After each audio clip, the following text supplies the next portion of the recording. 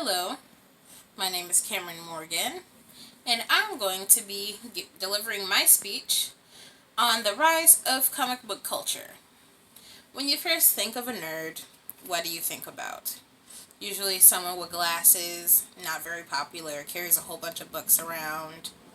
Well, little do you know that in modern times, all these things that were means for ostracization of these groups of people are now celebrated and are put straight into the mainstream media of our culture today. Today we will discuss how comic book culture has grown and how it thrives in the type of society that we live today. Along with the extensive research that I have conducted, me myself, I am a nerd. And I also have come from other nerds, meaning my parents, so they have given me first-hand experience in these topics. The first thing we're going to get into, whether you're a DC or a Marvel person, we can both agree that superheroes have taken the world by storm in the past couple of decades. For a quick history lesson, the first modern comic book was released in 1934 under the name Famous Funnies. This was a reprinting of newspaper comics that were the ways that we established how we read comics today.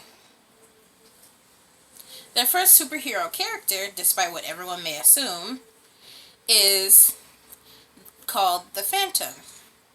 He was created by Lee Falk on February 7th, 1936. The Phantom set a standard for what a superhero started to look like. The Phantom's look was a cloak with a dark mask that showed white-out eyes. This was later shown in superheroes like Batman, the Green Lantern, and the Green Arrow. The second hero to come out was our one and only Superman.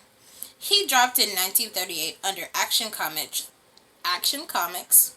and was the first superhero with superpowers, meaning that the Phantom did not have superpowers.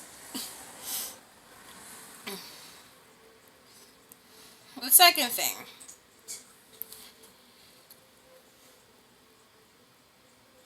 Okay. Pause.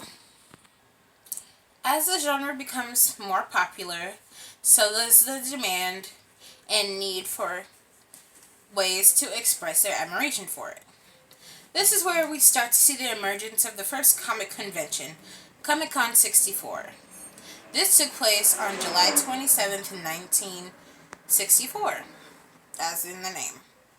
It is hosted roughly 100 comic book fans in a meeting hall on 14th and Broadway, New York City.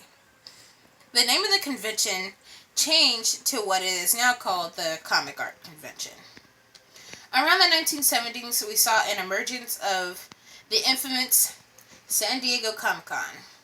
It was first named the Golden State Comic-Con and had a total of 300 attendees and lasted 3 days when it was first launched. Since then, there are over 60 comic conventions in America alone, and the biggest of which being New York Comic-Con, with over 250,000 attendees in 2019, and has brung over $100 million into New York City economy. So it's safe to say that those needs are being well met. Third topic. As the genre gains popularity, it is only logical to move to movie adaptations. Superhero movies have been around as long as movies and superheroes have. This is further emphasized by the first true superhero movie being made in 1941. This movie came in the shape of a 12-part miniseries that had the same motif of leaving on cliffhangers to bring the viewers back to continue watching the adventures. And also, this 12-part series was based off of Captain Marvel, which was later renamed to be Shazam under DC Comics. Although initially the subgenre of movies wasn't popular, this would all change in 1978, shortly following the success of Star Wars.